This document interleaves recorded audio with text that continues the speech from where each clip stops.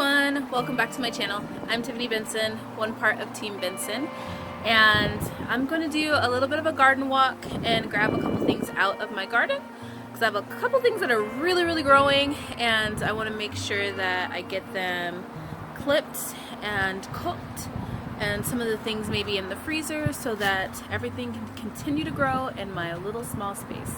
So let's take a walk.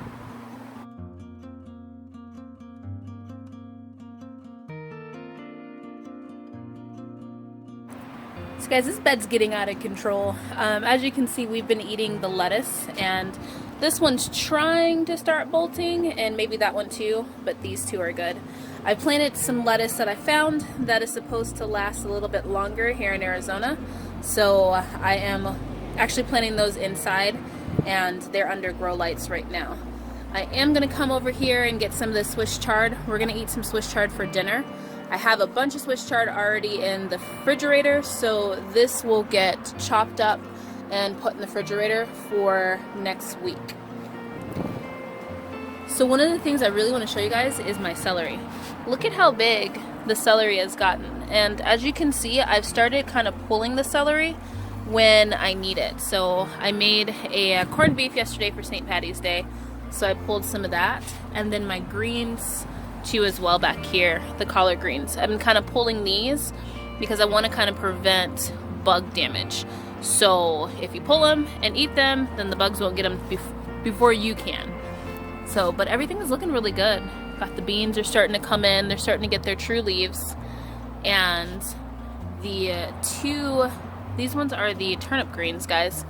I'm just waiting for those to form a turnip, and then that'll give the beans more room. But the garlic's doing good, and the cilantro's still not happy because of that rainstorm, but the parsley is doing really good, and so is the oregano. Look at this, guys. Isn't that beautiful? Such a beautiful oregano plant. Still waiting for a cauliflower head to come up on this one, but we'll keep waiting for it. And then there's that massive artichoke. Look at how crazy this is, guys. It's like a little cover for the sage plant. It's so cute. So today I'm on the hunt for some broccoli and also some radishes because I'm gonna make a steak for dinner, and I'm gonna have broccoli to go with it with some potatoes, and then I'm also gonna roast some radishes too as well. And then I'm going to go to one of our farmers markets because in a time like this, guys, where we have a lot of businesses kind of struggling, make sure you support your farmers markets because we want to make sure that they're still there for when times aren't so crazy and we still have an option for fresh grown food. So make sure you guys support your farmers markets. I'm going to take you to one in Arizona so that all you Arizonans know where there is one that you can go to that is open. So let's get the broccoli, let's get the radishes, and then we're going to go to the farmers market. So guys, first up, look at these broccolis. They're trying to flower so much, but I'm gonna grab all of these little broccoli heads and get them before they flower so that we can eat them. And then also, I didn't end up pulling the cabbage for St. Patty's Day. I got a Savoy cabbage from the farmer's market, and this one's still going. So I'm gonna let it get a little bit bigger, and then I'm gonna pull that one. Same thing with these ones. This one's starting to tighten up, and that one's trying to form a head. I don't know yet. But let's get all of these broccolis. Okay guys, so this is a lot of little broccoli. As you can see, as your broccoli plant is starting to near its end and it just wants to flower to reproduce, the shoots start to get really leggy as they're reaching up for the sun. So we'll eat all the little flower heads on these, and that'll be dinner. And then hopefully we'll get another round of broccoli. I see a few little bit more shoots, but as it gets older and older, the broccoli flower heads will get smaller and smaller, and that's how you know it's time for okra to come in and go in this space. So I've already started some seeds. I missed a lot of our fake spring where it was warm enough to have a lot of the seeds germinate, so it's a little bit cooler. As you guys can see, I'm wearing a jacket. but I do have some seeds in the ground and I'm seeing if they're gonna sprout. I also started some seeds inside just in case the ones in the ground don't sprout. Then I'll make sure I have some squash and cucumbers and different things like that that are gonna be starting at the right time. So let's get all these radishes. Okay, so these are all the radishes that I'm gonna come in and grab. As you can see, they're getting really, really big. The leaves are, and I wanna make sure I get them before they start to flower. They're also getting eaten. So what I'm gonna do is, before taking them inside, I'm just gonna cut off the tops and I'm gonna put these in my worm compost bin. Alright guys, look at that. That ended up being a nice little crop of radishes. I have the breakfast ones, and these are like a cherry something. I forgot the name of them, but these ones are more traditional to the ones you find in a store, whereas these ones you don't really find in a grocery store, but I like these the best. So I'm gonna take these inside. So this bed's getting more and more empty, guys. This is where I'm gonna be planting the squash. So I want to get this bed nice and ready, which is one of the reasons why I wanted to pull all the radishes too.